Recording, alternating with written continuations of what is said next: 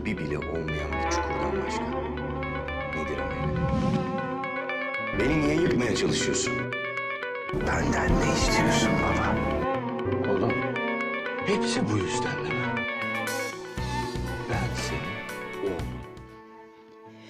أحن إليك أشد الحنين أتسمع صوتي ورجع الأنين أراك بنومي صحيحا معافى أفيق لألمس ذاك الجبين أمد ذراعي لأمحو شكا فيبكي الفؤاد ضياع اليقين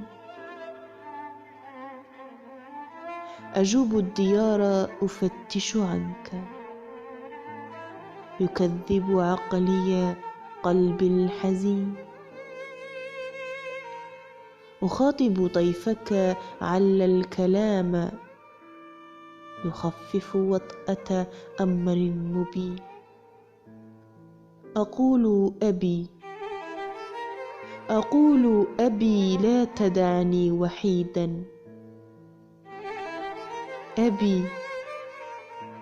أبي إن رحلت بمن أستعين أقاسي بعيشي بعادا مريرا مهيض الجناح وما من معين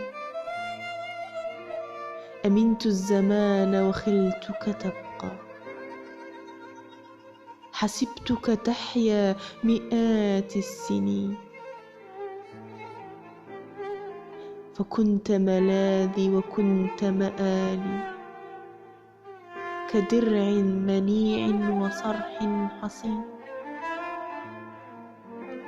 أيا من رحلت بغمضة عين غيابك قاس كقطع الوتين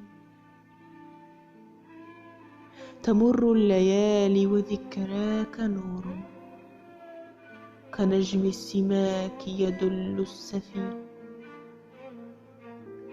أعلل نفسي كل صباح بلقياك يوما ولو بعد حين وتمضي الحياة وقلبي ينادي أحن إليك أشد الحنين.